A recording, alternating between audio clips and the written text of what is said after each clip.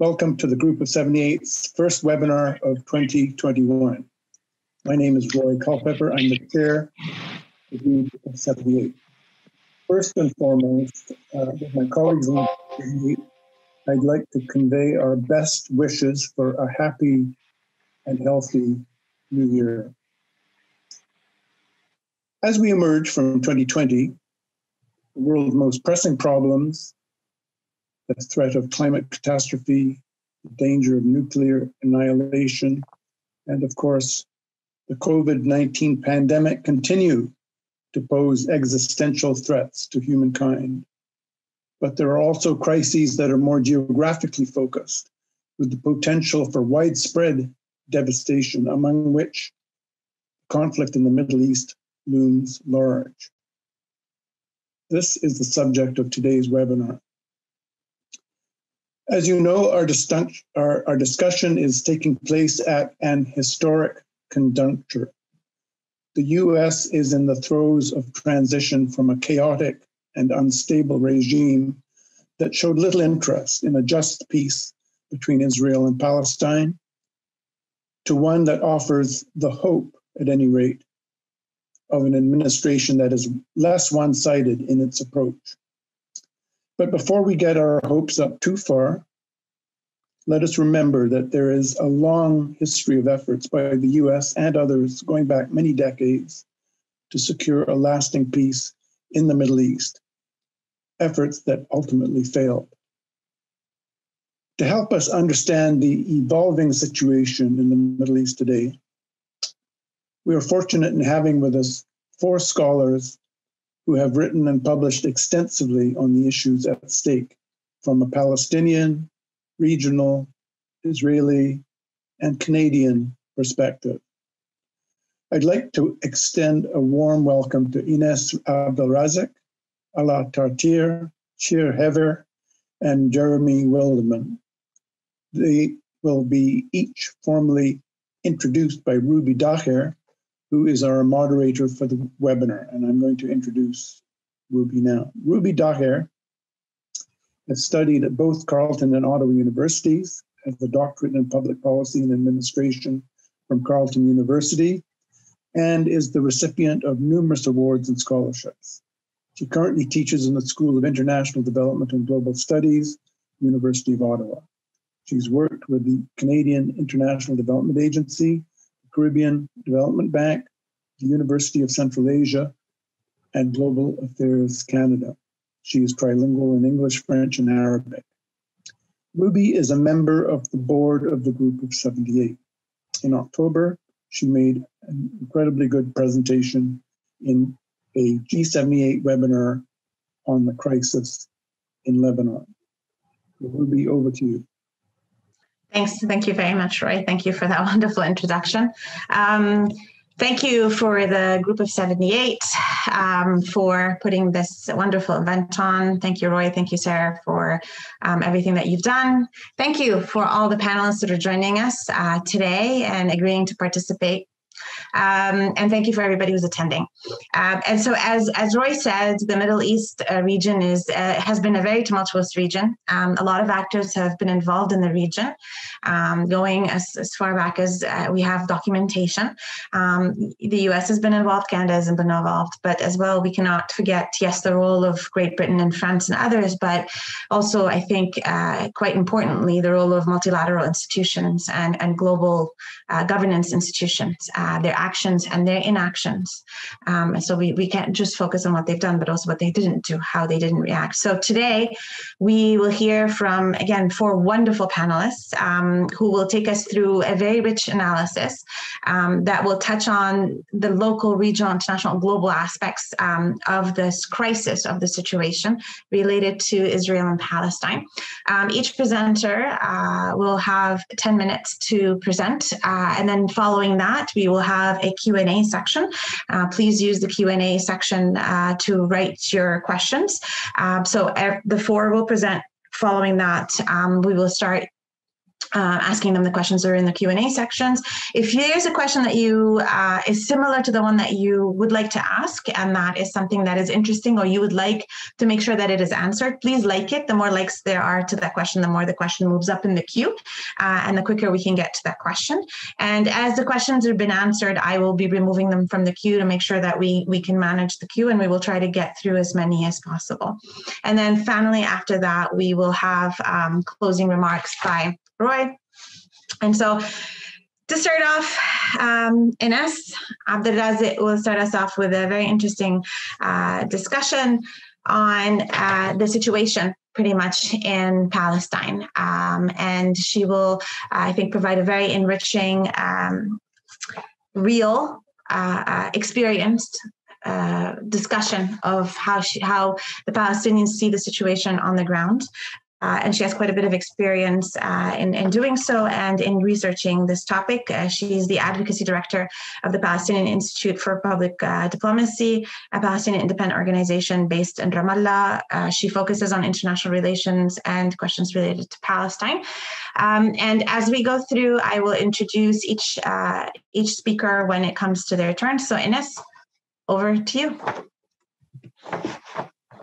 Thank you very much for the invitation. I'm very honored to be surrounded by such distinguished panelists, all doctors. So very much appreciate also reaching to a Canadian audience. I haven't done so this year, so it's really, really great. I think I will start really by saying that we need to reframe the way we think and analyze and speak about the situation so that it reflects the reality on the ground. I think for so long, you've heard about like the conflict, and there is Israelis on one side and Palestinians on the other, and it's complicated, and people, these two parties should come to a table of negotiations to find a solution.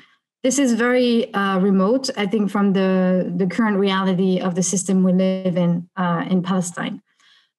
Israel has, today effectively controls, the Israeli regime controls the land between the Jordan River and the Mediterranean Sea, which comprises today around 14 million people. Half of them are Jewish and half of them are non-Jewish Palestinians. And effectively today, Israel has somehow engineered through a sophisticated and layered system of control, administrative, bureaucratic, infrastructural, has engineered the system that maintains, the domination of a people over another, and is trying to replace a population and demographically engineer, as the expression, goes, to replace the Palestinian population with the Jewish Israeli population. And it does that, today, what does that mean? So it does that, through controlling the land first. Today, if you see all the dispossession, the ongoing dispossession of land, expropriation, through, all kinds of means, using security excuses, creating firing zones. Most recently, you might have seen in the media, Haroun Abu Aram was shot in the neck, protecting his generator. He lives in the South Hebron Hills that has been transformed as a firing zone. And as a result of that, the whole community is now, at the risk of being forcibly transferred. So forcible transfers are ongoing. An entire village has left 74 people homeless. Israel has destroyed it, just on the day of the US elections, when the world was not watching, or they thought they wouldn't. They also control the resources, removing access of agriculture, of farmers to their land, controlling the water, the underground water, the renewable resources are all controlled mostly by Israel. It also does so through controlling mobility of Palestinians. Today you need a permit to only go to Jerusalem.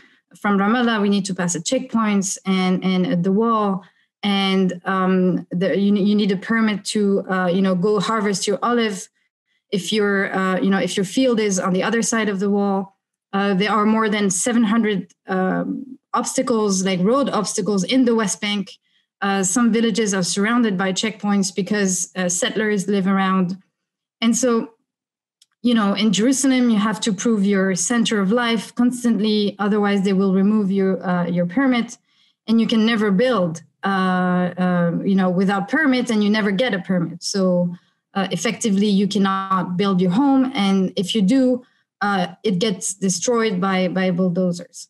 And so that system, if you see, it has progressively engineered that dependence and that domination, but also that demographic reality where effectively Palestinians are being forcibly displaced, contained in forms of Bantustans, in forms of small islands within the West Bank and isolated Gaza, surrounded by somehow Israel's sovereignty over most of the areas of the West Bank. And Gaza, has been suffocated under 13 years of blockade. And that is also part of the annexation plan, which is basically, remove that kind of demographic problem of Gaza. 2 million people are now kind of parked in that small piece of territory.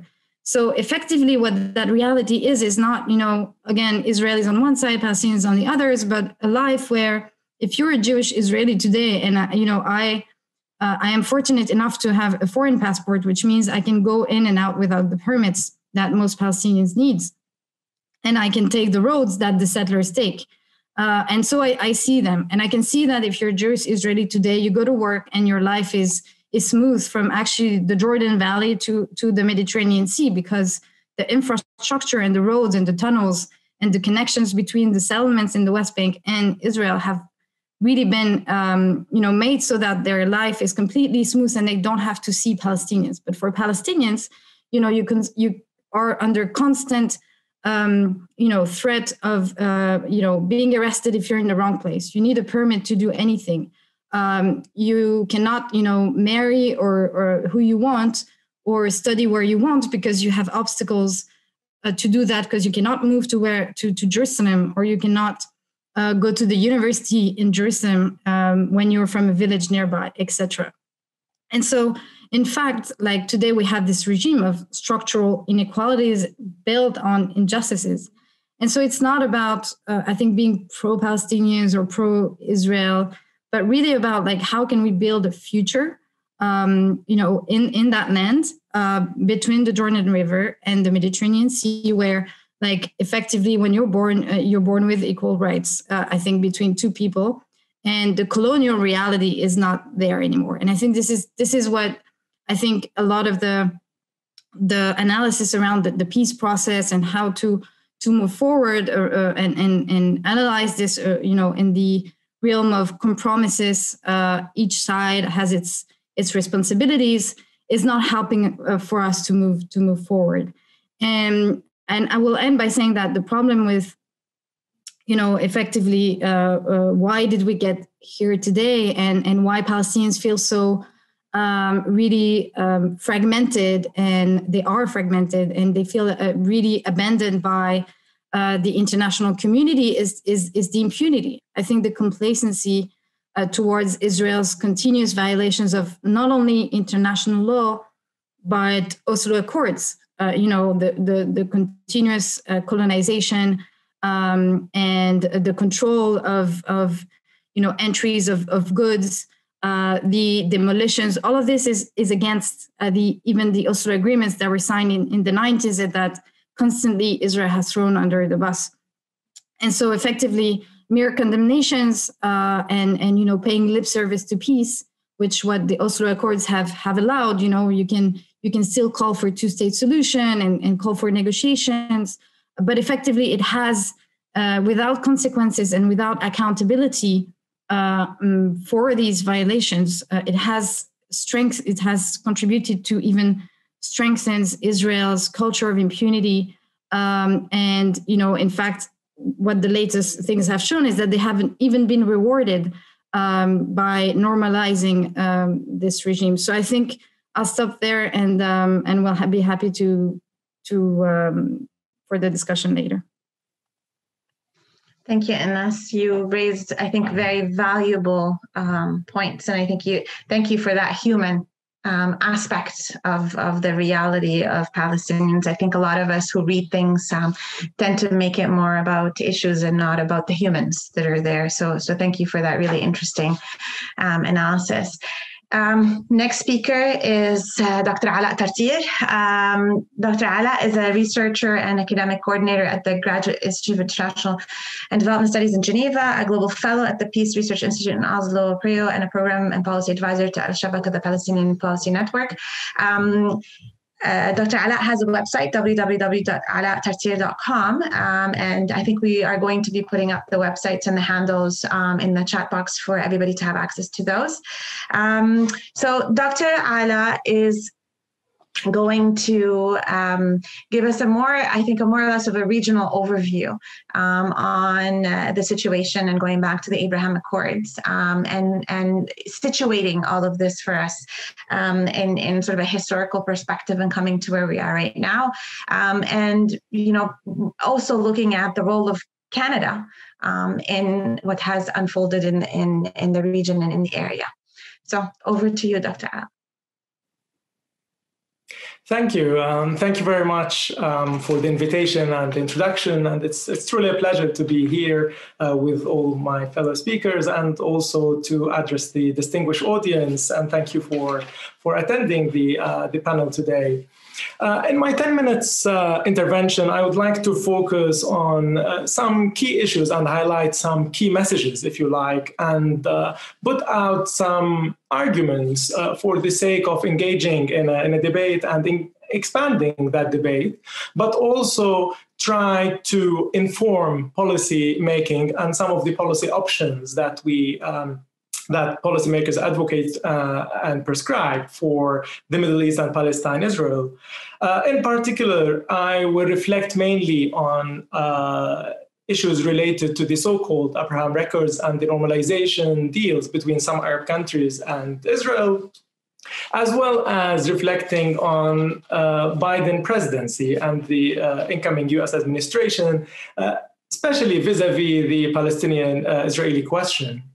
And finally, I will try to connect with Inas's points and reflection by bringing some internal Palestinian dynamics within this overall regional framing and conclude with some final thoughts and concluding remarks.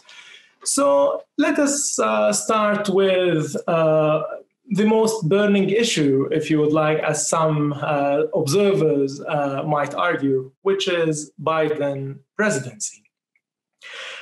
Well, in my opinion, at best, this Biden presidency will lead us to a return to the old normal, and which will make the prospect for real and meaningful peace even grimmer.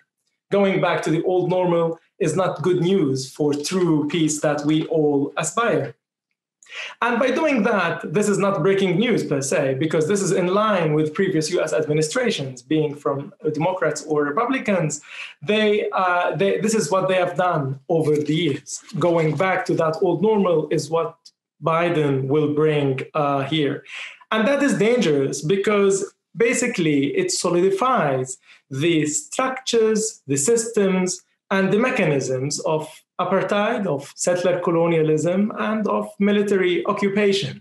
So old normal is not a neutral concept or an approach, but rather it solidifies all these structures and the imbalances of power that we have. And the US administration, they have a number of instruments at their disposal to do so. And first and foremost, I argue that they will invest lots of resources, lots of money, lots of time in reviving the so-called peace process, with the emphasis on the process here. And for the sake of reviving it as a goal and as an objective, but not to reach true and meaningful peace settlement and peace agreement. So in that sense, Biden will aim at best to be the savior for this peace process.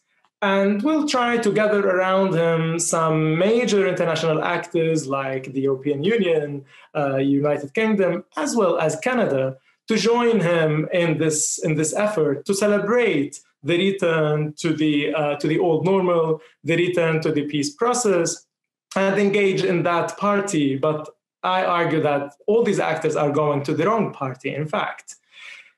And all of that from a Palestinian perspective is actually not good news. It is actually rather difficult news and unpleasant news for the Palestinians from a Palestinian perspective, because, as I said, this is not what the Palestinians, and here I'm referring to the Palestinian people, are waiting for. They want fresh, new perspectives, and not the old normal, the old perspective that failed them and failed the true and meaningful peace over the decades. Unfortunately, the Palestinian political leadership in place is neither willing nor interested in coming up. And in that case, they are in line with the Biden administration, and they are happy to engage with that business as prescribed by the Biden administration. And all of this will mean that the US will continue its unconditional support to Israel through political support, military support, military aid packages, but also protection from being accountable to all the violations of international law. And again, we've seen this over the decades, and this was supported by different administrations, the US administration, but also many Canadian governments over the years, protecting Israel as a violator of international law.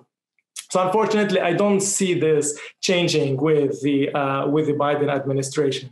On the other hand, the Biden administration will offer Palestinian leadership some economic or conditional economic incentives through aid packages or investment packages, through economic means, in order to give them an incentive to come back to the negotiation table, although it is arguable where is that negotiation table. And the idea is to follow the framework of economic peace and peace dividends to give the Palestinian leadership an incentive to come back. So all of that is not breaking news. All of that, we've seen it before. And what I argue is that this is what we will be witnessing. So what we will be witnessing, and here I don't think I speculate, but I think I'm basing my conclusion on what we've seen over the decades. We will witness another 4 wasted years. We will witness another further distortions of the very meaning of peace. And also, we will witness further normalization of violation of international law. And again, all of that is not good news. So what I'm trying to say is at the very core of the US policy towards Palestine, Israel, Biden will be in line with previous US administration, including the Trump administration.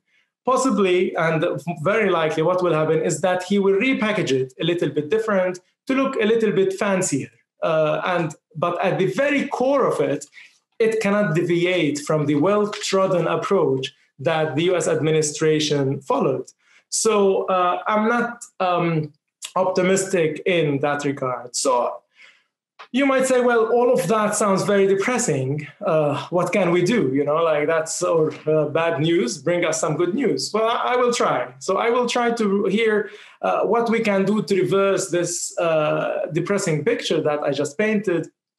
Here I'm coming up with at least 6 recommendations for all of us and for the international community and for the audience to engage. First, it is really about time to push the policymakers to acknowledge that economic peace approach cannot buy political peace. This approach has been tried over decades, replacing politics with economics, give economic incentive, then that will lead to political settlement. This approach proved to be fundamentally dysfunctional, methodologically far from being robust, just like it proved that this is wrong at the very basic and fundamental level, i.e. it does not deliver peace that is lasting and functional, that is true peace. So it's time to push policymakers to acknowledge that this economic peace approach is inherently limited and full of limitation that cannot deliver.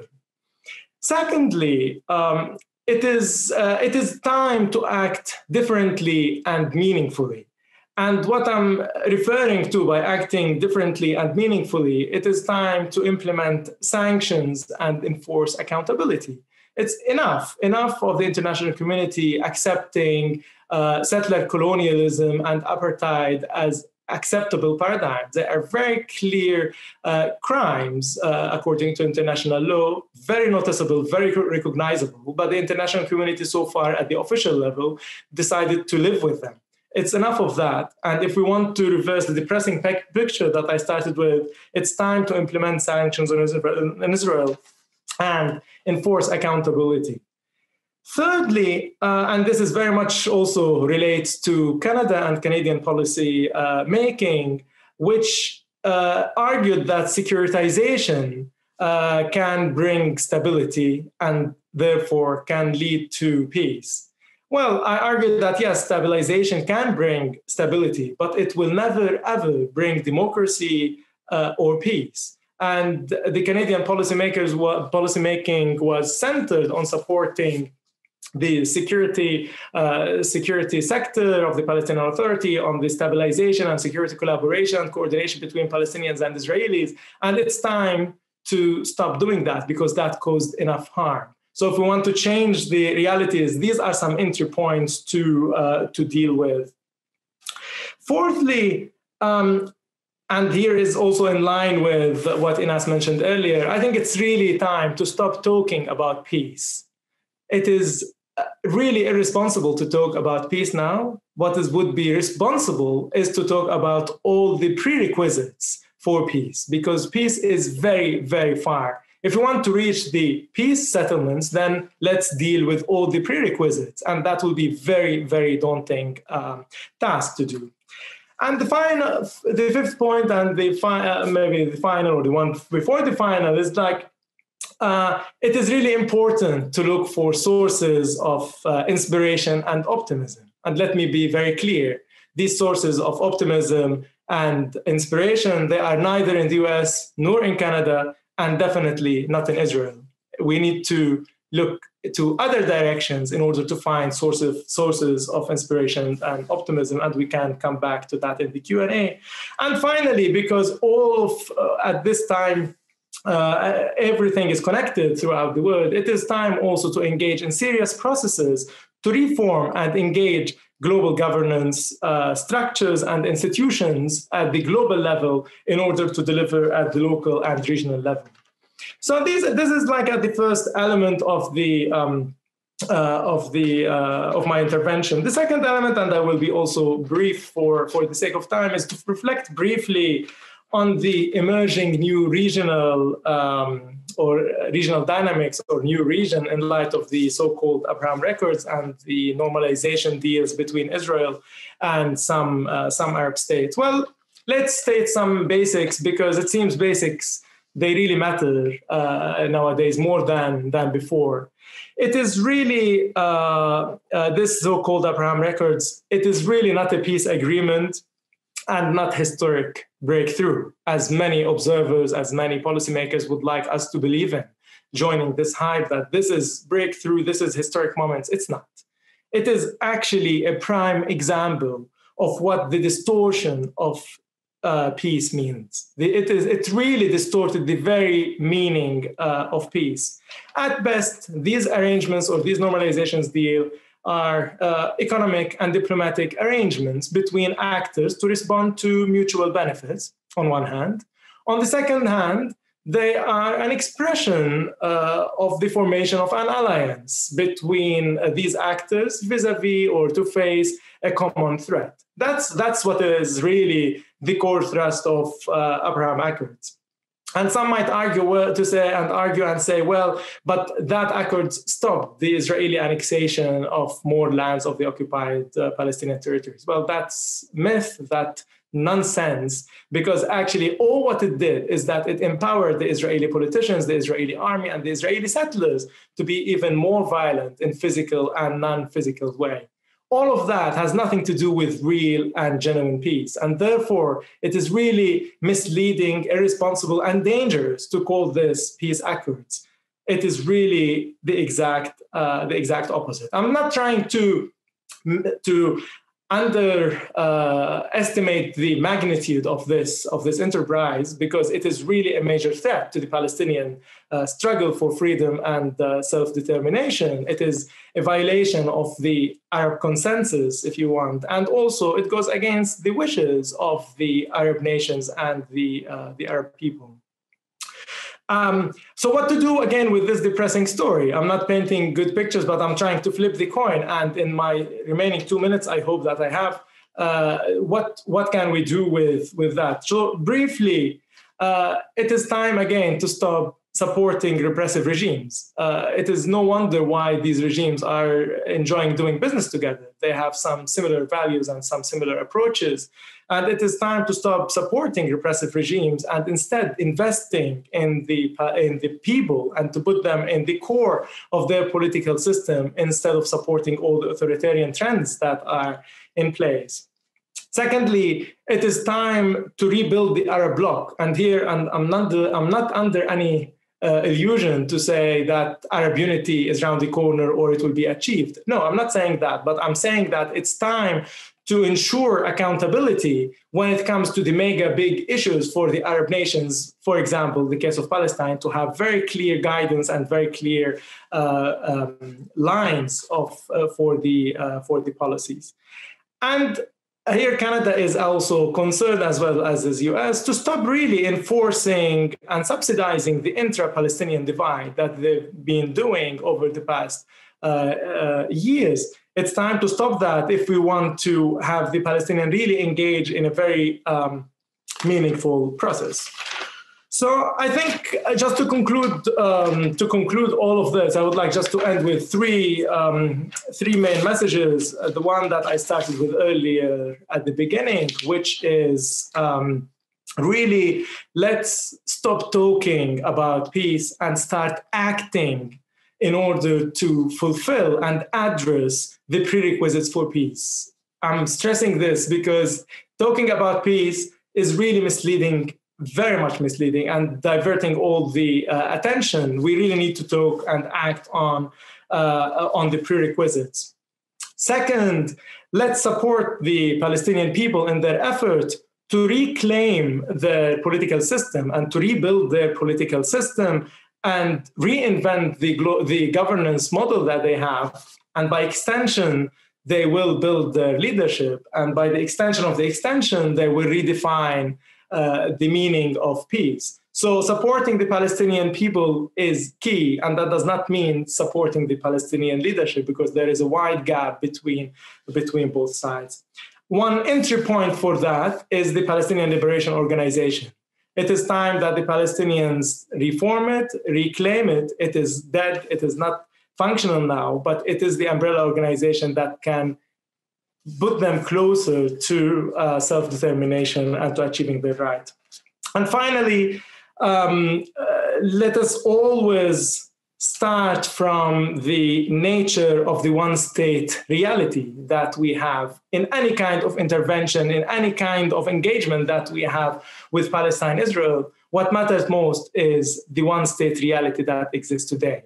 And that's something that cannot be missed. Sorry, I took a couple of minutes over my time, but I hope I managed to put some points for discussion for all of us and for the Q&A. Thank you. Thank you. And you a lot of food for thought, and I'm sure there are a lot of questions. We already started having some questions in the Q&A, and then we'll turn to those, as I said earlier, after all of the presentations. So next, we have Dr. Jure. He is our, for some reason, I lost my sheet of paper.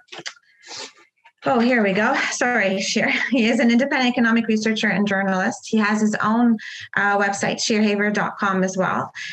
He is currently in Germany, and Jure is going to be talking to us more about sort of the analysis of Israeli political trends, but also looking at it as well from, I think, a global perspective and the influences that are coming from the outside, and not just hyper-focusing on Israel itself. But I am sure that you will also be making some references viewers, especially since we've gotten quite a few questions about Israel itself and events inside Israel. So I'll turn it over to you. Again, after Shir, we have one more presenter who is Jeremy, and then following that, again, we will be doing Q&A. I do see all the questions. There are some who are voting on questions and moving the questions up a little bit, which is great. It tells me which ones people really need answered first. So please continue doing that.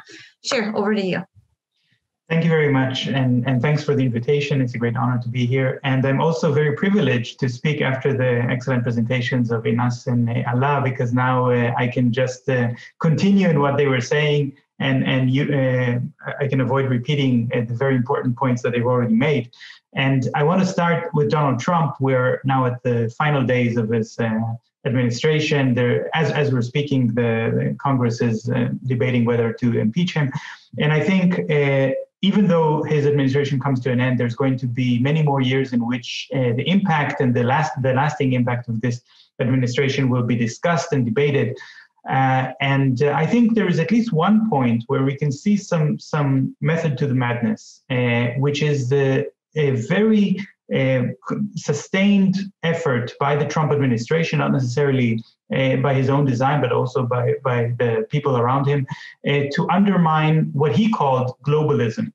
And I think we have to understand what that is exactly. After the Second World War, there was a tremendous effort by the entire human race, you can say, by all of the countries after the war, to create a new world order based on understanding and rejecting the idea that might makes right. In order to do that, we have the United Nations, we have the Fourth Geneva Convention, we have the International Declaration of Human Rights, the International Criminal Court, the International Court of Justice. All of these organizations have been directly attacked by Donald Trump and his administration. And if we look at the most recent years, these 4 years, we can see how certain countries have exploited the weakening of multilateral agreements and international organizations to expand their borders, to put facts on the ground. I'm talking about Turkey, which is now establishing municipal government in occupied areas in northwest Syria. We see India illegally annexing the Kashmir area and in violation of international law. We see Morocco imposing its own laws and illegally annexing West Sahara. And these are just some of the examples. How does that relate to Israel? And here, I think we can really understand Trump's policy or strategy by understanding how he has used the state of Israel as a tool to promote the undermining of international organizations. I think the Trump administration has identified that the biggest defenders of multinational agreements in the world are the countries that are often associated with soft power, even though they are not really restricting themselves to soft power, such as Germany, Canada, and to some extent the European Union. And these are the very countries that are also blindly committed to supporting the state of Israel no matter what. And I think that creates a situation in which when Israel does something first, such as threatens to, or not just threatens, actually annexes occupied territory, violates international law, openly practices policies of apartheid, then when international organizations fail to condemn that, when the United States takes a position which not only fails to condemn that, but even supports that, then it makes it possible for other countries which do not have the same level of diplomatic status that the state of Israel has to imitate those same policies. And indeed, the Indian consul in New York openly said that the annexation of Kashmir has been is only possible because India is simply doing what Israel has done already. And as long as the international community refuses to condemn the Israeli annexation, nobody can really say anything against the Indian annexation without being hypocritical. And that is a very effective way of undermining international agreements. This brings me directly to the point that Ala just made about the old normal. So how do we go back to the old normal? And in fact, I think what Trump has successfully done, and this is something that will not be possible for Biden to undo, is to make sure that the old normal cannot be restored without first condemning Israel and making Israel accountable for all the violations of international law. So it has to start with the very same country which was used to undermine these agreements. And I think that is not very likely to come from the Biden administration. But I also think that maybe we don't want the old normal, just like Ala mentioned, the old normal in which the United States plays the role of a global police force, where the United States imposes or enforces international agreements according to its own interpretation of how these agreements need to be enforced, is not exactly how the international organizations, the UN, has been envisioned by people who wanted to prevent more wars and to prevent racial discrimination and violation of human rights. But however, by showing that the United States failed in its role as a global police force, then we can see how the way of making the state of Israel accountable for its violations of international law and for violations of human rights can be done through other means. We don't have to wait for the United States to do that. I think that brings me now a little bit closer to the state of Israel itself. If you have this kind of perception about Israel being used as a tool to undermine globalism or internationalism, if you will, then the question is that even good for the state of Israel? Is it good for Israelis? I think that this is a debate that is raging now in the Israeli media, especially considering the big question, has President Trump been a good thing for the state of Israel or not? And as long as Netanyahu is the prime minister of Israel, of course, the majority opinion is going to be that, yes, Trump has been a close friend to Israel, but in fact, Trump has entrenched something that has already started before he was elected in the United States, which is that the state of Israel positions itself as a symbol for the anti-globalist movement and for the or for the resistance to international agreements, to human rights, and to international law. It's even before Trump was elected, Netanyahu has openly acted to try to break down the European Union by inciting certain countries within the European Union against others. He has already made strong ties to some of the most right-wing leaders in the world, including governments which are openly anti-Semitic. And this was, of course, criticized by many people inside Israel. But over time, this level of forging alliances with rogue regimes around the world has become so consistent that the protest inside Israel against this is dying down. I think now a lot of Israelis understand that this is part of a grand strategy, not by Trump, but by Netanyahu, to position Israel inside this new alliance where you can find the United Arab Emirates, and you can find Brazil under the Bolsonaro government, and you can find Hungary under Viktor Orban, some of the most extreme violators of human rights. It's clear why these countries have a strong interest to work together with Israel, because this protects them from international criticism and makes their own governments more legitimate. It's less clear what Israel has to gain from this. And I think this is maybe my little point of optimism in this story, is that the reason that Netanyahu has promoted this very powerful, this pivot in Israeli foreign policy towards far-right governments and authoritarian governments and away from the traditional allies of the State of Israel, which were in West Europe and North America, has been in order to acknowledge the fact that the liberal values of West European governments and North American values are simply not consistent with Israeli policy, to the point that you cannot no longer convince the public to support this cognitive dissonance. When we have the largest human rights organization in Israel reporting that indeed Israel is in violation of the Rome Convention against the crime of apartheid, and that apartheid is practiced by the Israeli government, not just in the occupied Palestinian territory, but also in inside the internationally recognized Israeli borders, because of the very strict hierarchy of rights and privileges to different groups of people based on their ethnicity, nationality, and religion, in a way that people cannot escape and cannot change their position in this hierarchy, then you cannot hide it anymore. You cannot try to claim that Israel is the only democracy in the Middle East when clearly it is no longer a democracy, and it is doubtful if it ever was with its system of laws.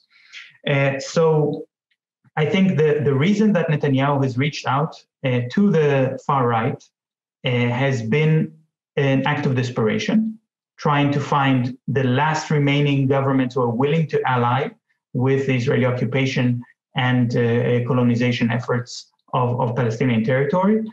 And I think that this success of the Israeli diplomatic efforts that we see with the Abrahamic Accords that are portrayed as if it was a success by the Israeli diplomatic efforts is dependent on this kind of Wild West mentality in the world where every country can do what they want and international agreements no longer hold sway. And if we're going to see change in that direction, and if we're going to see a return, I wouldn't want to call it the old normal, but let's say a return at least to some respect towards international agreements and international organizations, multilateral agreements, then that would actually expose the fact of how isolated the Israeli government has truly become. And will make it also much clearer for the possibility of civil society organizations to influence the situation and to promote human rights and freedom and justice. I think President Trump did one big favor for justice in Israel-Palestine in his very last days in office when he announced that the BDS movement, the Boycott, Divestment, and Sanctions movement against Israel, is anti-Semitic. Now, I hope I don't need to explain to you in the many ways by which the Trump administration itself has been openly anti-Semitic and supported hate crimes against Jews. But this declaration by Trump, this kind of yet another form of fake news, if you will, is motivating people to see that in fact this movement to boycott, divest from, and sanction the state of Israel is very legitimate. It is based on international law and on human rights and on values of justice.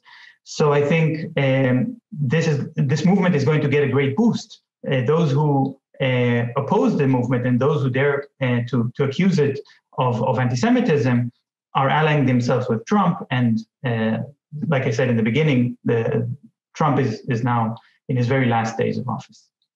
Thank you very much.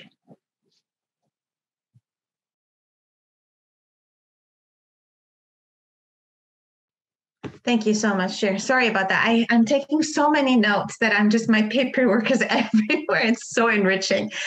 Sorry, I took a while to give your bio, but thank you. This is also quite enriching, and I'm starting to see links between all of them that I want to also be able to develop. So forgive me for my head being everywhere. So our next speaker is Dr. Jeremy Wellman. Dr. Jeremy Waldman will speak about the relationship between, I think, Canada and Israel and Canada and the Palestinian question. He's done quite a bit of research on the issue of Canada and support to the Israelis and to the Palestinians and relationship when it comes to development aid and the Middle East peace process. And he's done quite a bit of research for universities Exeter, Bath, and Ottawa, and he's quite active in the development field and the analysis field of Canadian relationships towards the Middle East as a whole. And so I'll turn it over to you, Jeremy. Thanks, Ruby.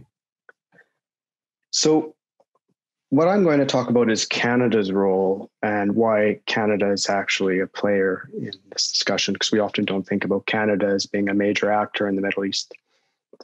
So much of my talk is based on a paper I just recently published with the Canadian Foreign Policy Journal, and I've just posted it in the chat box along with the other speakers' websites. And I'm going to follow on Shire's comments just to mention that where I'll get to at the end of this talk, which is Canada has, under the Trudeau government, been, alongside the Trump administration, the most ardent supporters of the Netanyahu government and all of the processes we've described. Not quite always the same, but very similar. And this wasn't always the case. So what I'll do is I will start by looking at the year 1979 and then working through the next 40 years, very briefly, of what Canada's foreign policy relationship has been to the Middle East peace process and the Palestinians. I'll also note that I'm not going to talk a lot about domestic politics. I know many of the speakers are interested in this subject in Canada. I'm focusing, because of our time, just on the foreign policy element. And I lied a little bit because I'm going to go back prior to 1979 just to make the case that Canada has been a major actor in the Middle East. Canada was one of the notable Canadians in particular, were intrinsic to the historic partition of Palestine and recognition of Israel at the UN in 1947-48. We pretty much all know about the Suez Crisis in 1956. If you're in the UK, you learn about it as being the sort of the end of the British Empire. For Canadians, we learn about peacekeepers. And in reality, we played a very important role in mediating between the UK and the US in a standoff that threatened the transatlantic alliance. Historically, Canada was a major backer of the United Nations Relief and Works Agency for Palestinian refugees. In the first 20 years, we were the third largest donor. Canada was very active politically on the Middle East peace process, working on some of the most contentious files, the Refugee Working Group, the Ottawa Track 2 process, and even afterward on supporting the Jerusalem Old City Initiative. One of our worst foreign policy blunders of all time was in 1979, when the Joe Clark government briefly was in power, and in its campaign, it had promised to move Canada's embassy from Tel Aviv to Jerusalem just 12 years after Jerusalem had been completely conquered by Israel and 38 years before the Trump administration would do the same. Canada was forced to back down. So early events in the Middle East actually have defined Canada in many ways, and it's hard to imagine Canada as we know it without the Middle East in its story. So my argument is that Canada has had two main foreign policy approaches, which we can see between 1979 and 2019 towards the Palestinians, the Middle East peace process, and we might even say the broader Middle East. One is the familiar term Pearsonian, and this was the dominant approach from 1980 to 2003 under the governments of Pierre Elliott Trudeau, a Liberal government, Brian Mulroney's Progressive Conservative government, Jean Chrétien's Liberal government. Afterwards, we have the Harperian approach. I know a lot of people have referred to it as the Harper Doctrine, but I refer to it as the Harperian approach, which from 2006 to 2019, under the Stephen Harper Conservatives and Justin Trudeau Liberals, has been the dominant approach. In between 2003 to 2006, we see under the Paul Martin Liberals a period of transition. Now, that first approach, the Pearsonian one, corresponds to Canada's support for the liberal internationalist ideas that Shire referred to the Netanyahu administration working to undermine. That's a commitment to international institutions, multilateralism, human rights, diplomacy ahead of conflict, mediation, and peace building. This was the time when Canada was thought of as a peacemonger. It's named after our former Nobel Prize winning Secretary of State for External Affairs and Prime Minister of Canada, who played a central role for Canada in building up the UN system. The second period is Harperian in nature. It's an approach that's centered on bilateral relationships built on a foundation of perceived shared values with like-minded Western democracies, the United States, UK, and Israel being predominant among them. It's named after the lead proponent, though not the only one, from 1979, Prime Minister Stephen Harper. Now, in the Pearsonian period, it kicks off really when we talk about 1979 to 2019 in 1979 when Joe Clark flirts with undermining it. When he promises to relocate Canada's embassy from Tel Aviv to Jerusalem, that implied that Canada supported to many Israel's occupation of the West Bank, Gaza, and East Jerusalem that took place in 1967. Officially, Canada opposed that. Officially, Canada opposed unilateral changes to Jerusalem. His election move promised something different. This was in a much different era, including for the Gulf states. In the 1970s, they had just chastised the West over the 1973 Yom Kippur War, the Arab-Israeli War in 1973, by embarking on an oil boycott. I won't go into details about that. Many of you know about already. But when Joe Clark, just 6 years later, tries to make a unilateral move that could redefine Israel's relationship with the Palestinians and of occupied territory, it leads to a major fallout, to the point where Clark it probably contributes to him only being in power for about half a year. But it also leads to the appointment of his predecessor as Progressive Conservative Party leader, Robert L. Stanfield, as Special Representative of the Government of Canada, respecting the Middle East and North Africa. So Stanfield went across the Middle East and North Africa, trying to understand how Canada can improve its image in the region. And the message that kept coming back to him was that it needs to improve its foreign policy on Israel and the Palestinians. This was the key to Canada having better relations with countries in the Middle East, outside of Israel.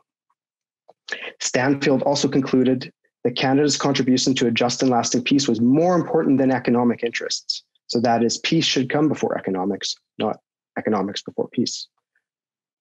And he also saw Canada's most useful role as a mediator addressing the conflict between opposing sides. Now, I'll briefly look at some of the specific approaches of some of these governments. In 1982, the Pierre Elliott Trudeau government made a press release about the situation in the West Bank and Gaza, where Canada called for a negotiated resolution to the dispute, Israeli withdrawal from the territories occupied in 1967, peace and secure borders for all states in the region, and recognition of the Palestinian people's legitimate rights. Brian Mulroney was himself a strong supporter of Israel, but his government largely went along with the Stanfield approach. In 1985-86, External Affairs, so today's Global Affairs Canada, today's GAC, described how Canada would strive for a peace settlement that guaranteed Israel's security and well-being, but provided the opportunity for Palestinians to realize the right to participate in negotiations to determine their future and have a homeland. So this is a homeland in the West Bank and Gaza Strip, a homeland that is today being threatened, has probably been enveloped by Israeli settlements. Also in 1987-88, External Affairs released a report saying that an area of special concern were Israeli human rights abuses against Palestinians.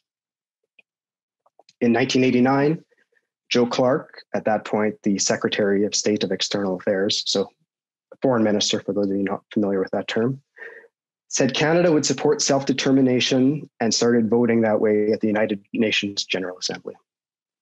Under Jean Chrétien, Canada shifted even further to a fair-minded approach. At the UN, Canada parted ways with the US and Australia joining the overwhelming, and I have to say overwhelming majority of the world, by supporting or abstaining from resolutions sponsored by Arab states, generally there's 16 of them, criticizing Israel's occupation, attacks against civilians, and also its nuclear weapons program. Canada was very engaged in peace building in this period through the Refugee Working Group and the Track to Peace process, amongst many things Canada was doing. Canada was very active, and active politically, not just monetarily. So politics came before economics. At one point on a state visit to Israel, the occupied Palestinian territory, and Jordan in 2000 April, Prime Minister Jean Chrétien was reported saying something that would be unthinkable in today's politics, saying that Palestinians had a right to declare independence unilaterally. He was forced to retreat a bit, but he writes in his memoirs he was only engaging in speculation, but that he was stating the obvious: the Palestinians would eventually have a state. We have a shift that takes place then with Paul Martin, and also the era of 9/11 and the Second Intifada. So of course we see a dramatic shift in Western states' foreign policy. The communist world Bloc doesn't really exist anymore, and the new enemy becomes terrorists, Islamic terrorists. Canada and key Western allies, like the US, were already inclined to feel more in common with Israel, and they identify more with Israel in this security approach. Canada draws attention at the UN as it shifts to a more pro-Israel voting pattern than under Prime Minister Paul Martin of the Liberal government in the year 2003 to 2006. There was a notable shift exclusively in favor of all. So under Chrétien, there had been almost full support for the 16 resolutions that the Arab states would put forth, to less enthusiastic with some no votes. The Martin government also expressed the desire that Israel not be singled out on the international stage. And it's important to note that after decolonization, many of the former colonized countries identified with the Palestinians because they saw the Palestinian struggle as one against colonization. And the UN General Assembly is dominated in the period of decolonization by formerly colonized countries. Despite all this, the Martin government did not feel support for Israel should come at the expense for Canadian support for United Nations multilateralism. That is, it was still committed to Pearsonianism. His successors would not follow suit. A dramatic shift comes with Stephen Harper in 2006. The Harper government brought with it the views of a strand of Canadian conservatism that had actually not had power in the post-World War II era. So it was much different than the progressive conservative approach. The base of the movement prioritized traditional alliances with countries that perceived sharing Canadian values like the US, UK, and Israel. Many members are pro-Israel evangelicals who consider Israel an oasis of democracy and civilization surrounded by dangerous dictatorships and brutality. I'm not sure how they categorize the UAE. The movement was skeptical about international institutions and forms of governance and exhibited hostility toward the myths and ideas associated with Pearsonianism. So it was a natural ally of a Netanyahu government. Canada would, under Harper in 2006, be the first country to cut off aid and diplomatic ties to the Palestinian Authority after Hamas is elected. In its UNGA voting from 2006 to 10, it starts splitting the votes, the 16 votes, the Arab resolutions, pretty evenly between yes and no with some abstentions. From 11 to 14, it's a near inverse of the Chrétien years, with Canada voting against nearly all 16 resolutions. In all conflicts, Harper backs Israel steadfastly. It makes major cuts to the UN, it cuts all funding to the UN Relief Agency for Palestinian Refugees. Joe Clark himself says in 2014 that Canadian ministers became more categorical in their support to Israel than any other international issue, and Canada's support had maybe eclipsed that of the US for Israel. I'm going over on time, so I'll wrap up in a minute, Ruby. We'll look at Justin Trudeau's government. Trudeau came to power with much fanfare, we remember that era, and said to the National Committee right away that Canada is back. It elicited a sense of optimism that Canada would adopt a more fair-minded approach, maybe more reminiscent of the Chrétien years, even the Martin years. And there were some differences from the US. Canada has not followed suit on cutting funding to UNRWA. Well, actually, Trudeau starts funding UNRWA again. And Canada did not move its embassy to Jerusalem, even though there was ample opportunity to now do so. And the opposition conservatives called for it. But I have to say the funding to UNRWA still lags behind Norway and Switzerland and many other countries. Norway and Switzerland are much smaller than Canada. Canada is also not active politically. It gives a lot of money for development aid, let's speak, security aid funding too, but so did Stephen Harper. In votes at the UN, other than two recent votes for Palestinian self-determination in 2019 and 20, the first since the Martin era, Canada's voting record the Trudeau government's voting record is significantly worse than Harper's. And those self-determination votes were once standard. Joe Clark made them standard in 1989. Canada actually supports the growth of settlement, not officially, but through the Canada-Israel Free Trade Agreement, it permits goods and services produced in Israeli West Bank settlements to enter Canada tariff-free. In fact, the Trudeau government is trying to allow those products to be labeled as product of Israel.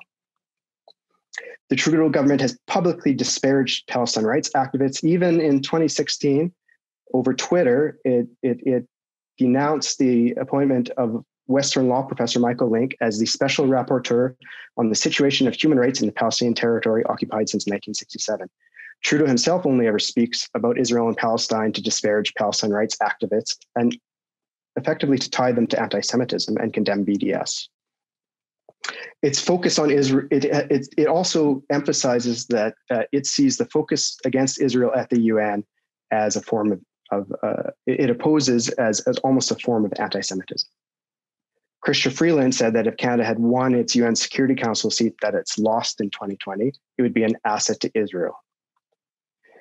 Canada's response to Netanyahu's formal plans to annexate about 30% of the West Bank in the summer of 2020 was so tepid that 58 former diplomats, something unheard of, and cabinet ministers, came out against Justin Trudeau, including Lloyd Axworthy and Alan Rock, prominent Chrétien-era cabinet ministers. So the main point is that Canada has maintained continuity with the Harperian approach from 2006 to 2019, and it's not a fair-minded approach. It's a hypocritical approach that pays lip service to international law, but the rest of the world understands that when Canada effectively supports Israeli annexation of the West Bank, but opposes Russian annexation of the Crimea, that this is a double standard. And it's a double standard that undermines the UN multilateral system. Much more can be read in the article that I just posted. Thank you, Jeremy. Very, very interesting. My mind is full of questions, which I will not be asking because I want to leave the floor to others, and I have direct contact with you, so I can always ask you the questions myself offline. But I do want to ask one question, and that selfishly also comes from my own experience in my research, but also ties quite a bit of what all of you said together. And I think it's one of the, maybe perhaps none of you came out to say it directly, but I think you still nevertheless made indirect reference to it, and that is the role of racism. And the reason why I'm asking about the role of racism is because whenever you look at any international development studies, it's always what's wrong with them. We're going to fix them. We know better how to fix them. This is what you're supposed to be doing. And post-Oslo, that's what we did to the Palestinians. We said, this is what you're supposed to be doing to meet the requirements to then be able to be called a state and to become independent, or potentially to become independent. The prerequisites for peace we were talking about, every time there was a step, talk about it. Well, they didn't do enough. And you've all covered the issue of how much what Ines said, the impunity of Israel, called it the impunity of what Israel's been doing all along. And, Dr. Sher, you're talking about how Israel is the only democracy in the Middle East. Lebanese people might argue on that point. But the whole idea, again, of sort of putting Israel and the Israelis on a pedestal, and whilst perceiving the Palestinians and others as lesser and that they have to get to that level so that then we can have a conversation, so that then we can move forward. And I'd like to sort of potentially, I think, get your, and Jeremy, you sort of, I think one of the comments you made was about, how Israel, they're democratic, they're learned, they're people who are civilized and so forth, right? And so maybe, and I'll leave the floor if you want to comment, go ahead. If not, it's okay. But can you maybe potentially, from your point of views, see whether racism and how much racism, if so, how much racism had an influence on that? It's such a big topic. It's hard to get into. And in fact, I'm working on an edited book with Mark Ash that's related to this topic. I would like to look at it as race and class as well. So there's certainly, and Yasmin Abuladin and Abby Back can write a lot about this, about how Canada identifies with Israel in the region. And it's sort of this, it's almost our colonial era of how we did politics, right? We were part of the British Empire, and then we were a sidekick of the American hegemony. And we, in a way, that bilateralism I referred to, the Harperian, that was sort of defined our foreign policy prior to Pearson, prior to our investment in the UN system. And we identify with Israel in many ways, including we're both British colonies, right? We were both British settler colonies. And a lot of people make parallels between Canadian colonialism and Israeli as maybe a reason we support Israel so much. It's a big topic. A lot of people done research on this. I'd also identify class, though, because clearly the Trudeau government has good relationships with the UAE. It's on the mend with Saudi Arabia in spite of that dust off a couple of years ago. There seems to be an appreciation by the Trudeau government of wealthy countries and wealthy individuals. So it's okay that if you're Arab, but you're wealthy and we can do business with you. So that economics, that prioritization of economics, selling weapons to Saudi Arabia is really important to this government and the Harper government as well. And you'll see it has very relations with the poorer Arab countries. And it's sort of a race class divide. It's a complex series of relationships, because we also know that Trudeau government has a big base in the Arab community in Canada, and a number of Arab, well, one recently was appointed as cabinet minister. Mm-hmm. Okay. Anybody else? Ines? Yeah, and I wanted at the same time then to address the issue about Palestinian citizens of Israel. I think obviously the whole Israeli project and the state was created under certain racist assumptions. The fact that this was a land without a people for a people without a land, or this myth around like we made the desert bloom. Really, still some people think that this was a desert. And fortunately, the Jewish settlers came, and here the desert boomed. And so, and when Israel sells its technology abroad around agriculture, water, security, there is that racial and racist, I think, assumptions behind it. Up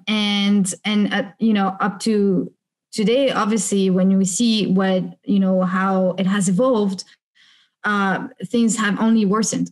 Today, Israeli society is extremely racist. And if you can see electoral campaigns by Israeli candidates, I think no Western countries could do such campaigns. It would automatically be shut down because of the racist it's so utterly racist. You cannot believe your mind, but, they can just do openly and get voted for. And Netanyahu, really ran on racist campaigns in the last elections.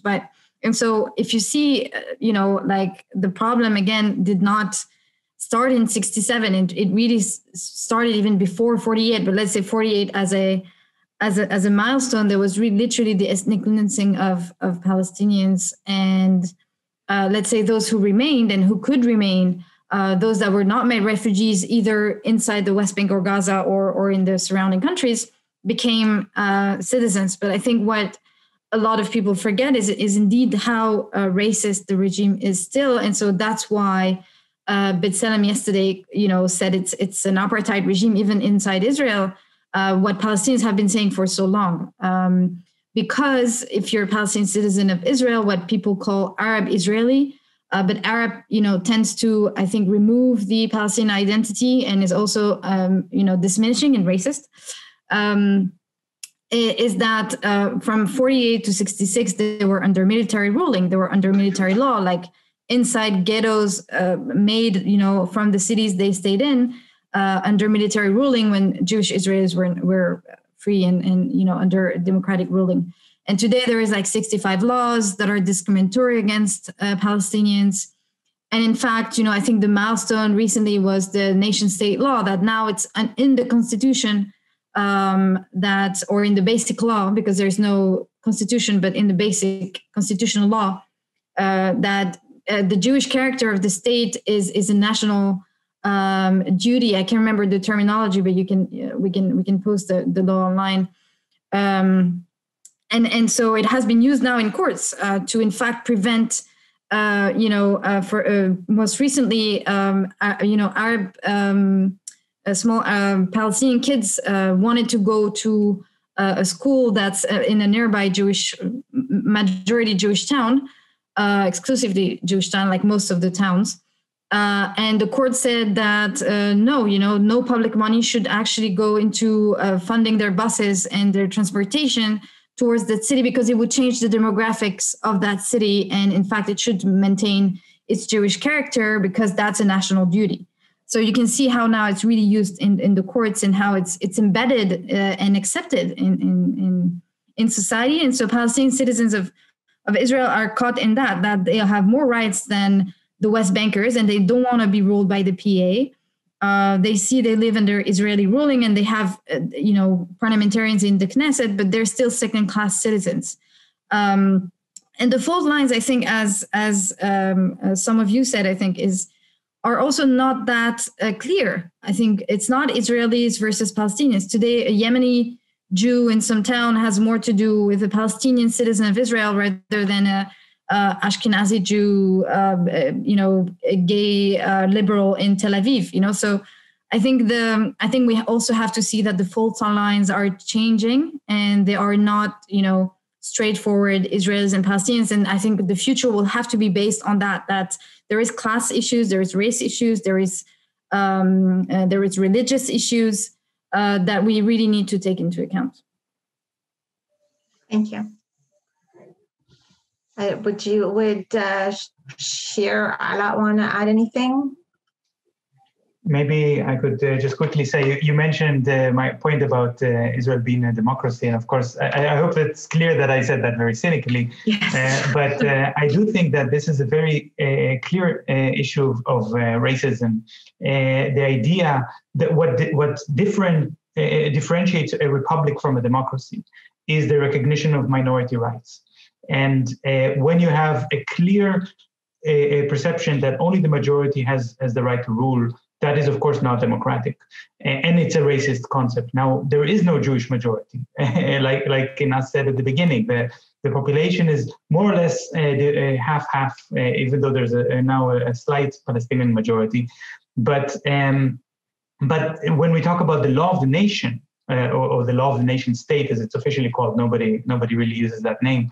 I think this is actually something that's very related to what we have been talking about, because all of the policies in that law, all of the racist policies in that law have been implemented for decades. Nothing is new.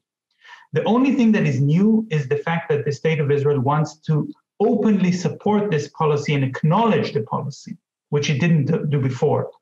And I think that's the issue. It's not just about having racism in the society. There's racism in societies all over the world. That's not an Israeli invention. What makes this case of Israel different is the fact that the racism is exploited so openly for promoting its political support, and that the Netanyahu government says to the Hungarian government, for example, you should support us because we are racist. Thank you so much. Okay, Roy, you wanted to ask a question, and then we'll move on to the Q&As. Ruby, I'm going to pass because there's a long list of questions in the queue, and I don't want to take up further time because we're starting to run out. So over to you. Perfect. Thank you. So the first question we have is for you, Ada. What are the prerequisites of peace that are achievable in the next 5 years? Thank you very much. If you can narrow it down. Yes, thank you very much for this important question. And actually, thank you for making it clear that it is within the 5 years. And I'm saying this because the list is rather long. And 5 years in that conflict is a very short period of time. So what I tried to do here on the chat, I posted 3 or 4 articles that I wrote that they would provide some answers to this question. But in my quick reply now, I will give you a flavor or a taste of what kind of prerequisites I'm talking about. Here, when I talk about prerequisites, I'm actually talking about homework. It's homeworks for the international community, homeworks for the Israelis, and homework for the Palestinians. These are the prerequisites that I have in mind that we need to engage with before tackling with peace, with the idea of peace. And so to make it more tangible and more concrete, if we talk about the homework or prerequisites at the international community side,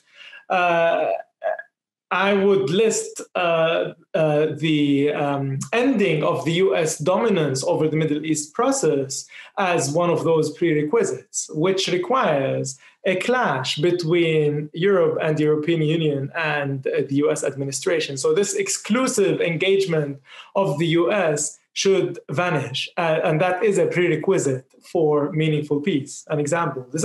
Another example is that the international community must respect Palestinian democracy. Palestinian democracy rarely happens. So when it happens, the international community is advised to engage constructively with that instead of punish the Palestinians, whoever they elected. That is, in my opinion, a prerequisite. Europe in particular, who's now off the hook with Biden administration in the White House, who feel relieved that they don't need to carry the heavy burden of this peace process, they should move from a payer to a player. And that is a way of constructive engagement and the prerequisite to engage with peace. And in that, they should follow their principles and their normative values and not contradict it with their intervention on the ground.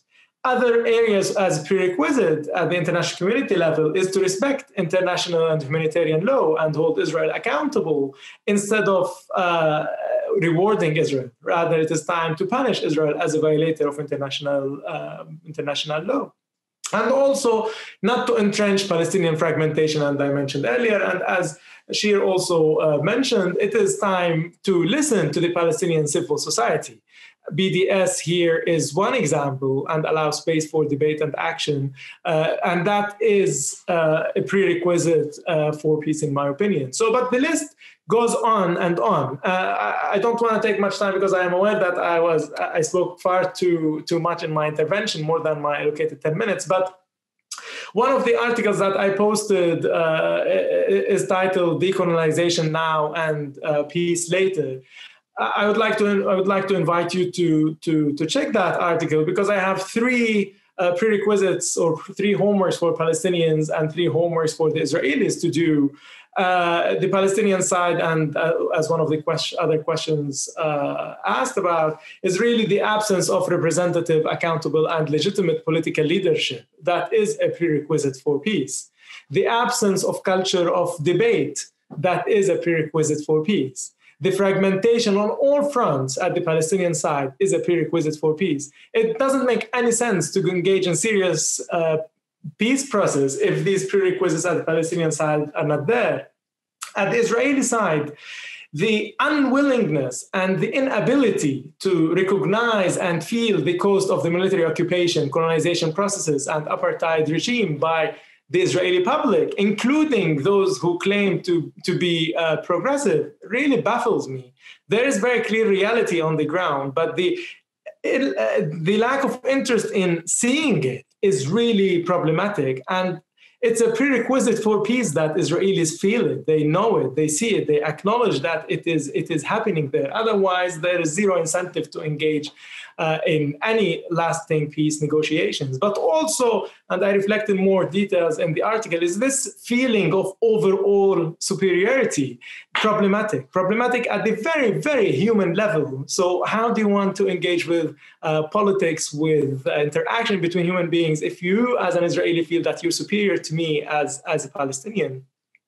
And thirdly, another prerequisite for peace is really to tackle these demographic and security phobias that the Israeli society is surrounding themselves with, and being unable to engage with them, and instrumentalize religion in so many ways in order to justify action.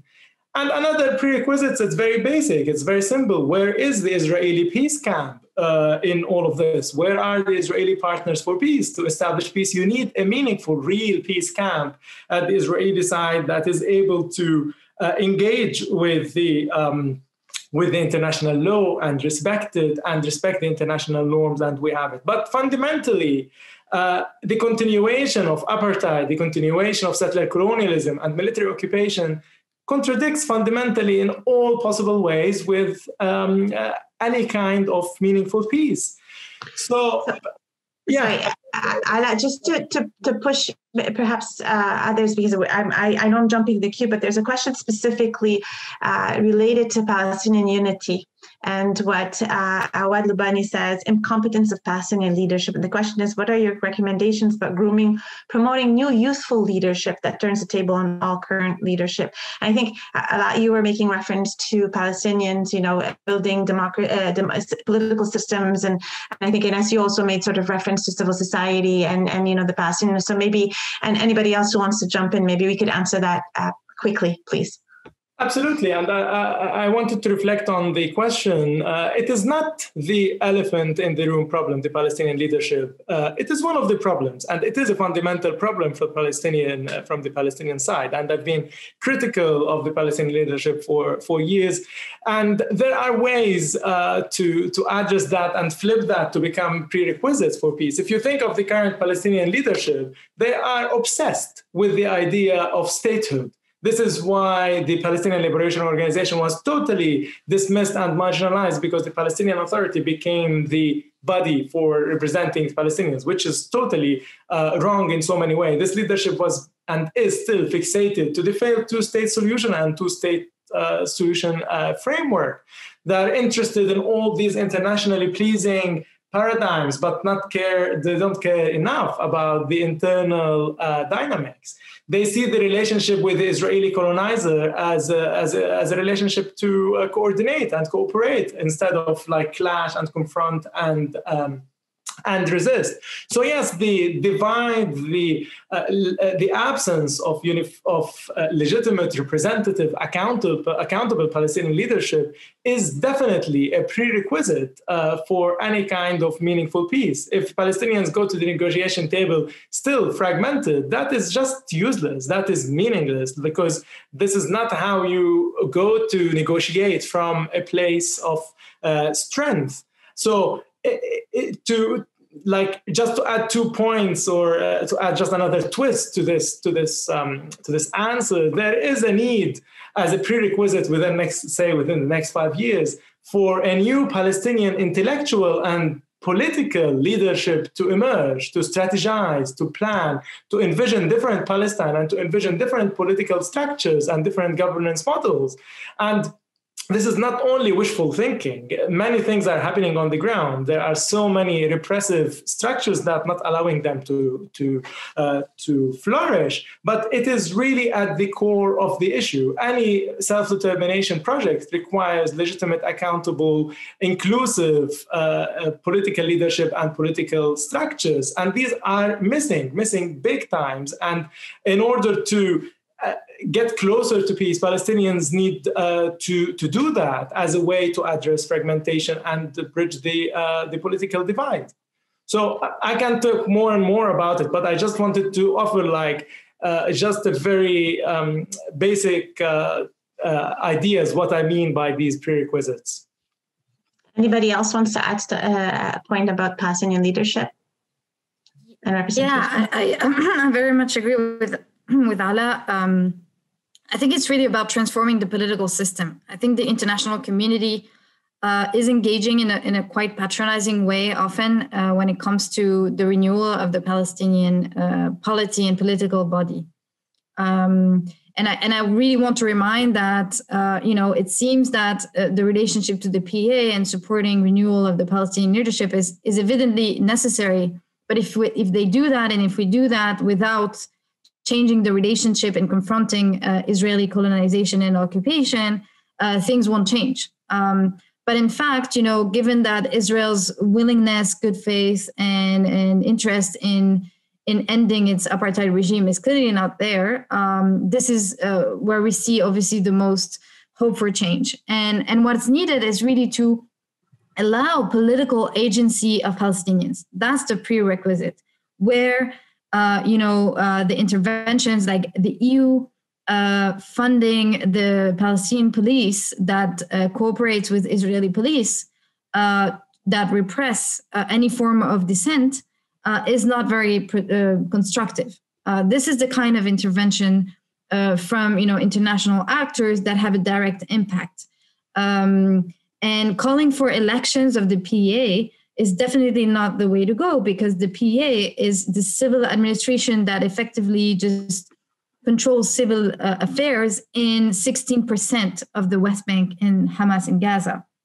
And that's it. And it's surrounded by, Israel's domination, and the Palestinians are trapped. The PA is trapped in its own domination, system engineered by the Oslo Accords, where you basically, if you want to survive and if you want to have penny and budget for, paying your salaries and in fact providing for the population, you just need to do what Israel tells you to do, and they're trapped in that system. So I think it's the overall body that needs to change, and for that, the international community should obviously center Palestinian voices and listen to Palestinian voices outside the official leadership and factions.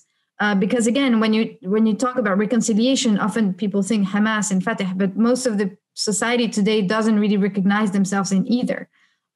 So it's how do you open spaces for media and socioeconomic resistance and underground projects and things that emerge that are either automatically repressed by Israel or by the PA autocratic policy. So it's really how every single action by the government of Canada or any other government should is what my investing, is my taxpayer money going to actually ensure Palestinian political agency, and obviously removing obstacles and holding accountable Israel for its policies. And that includes obviously trying not to have public money go into settlements, which they do.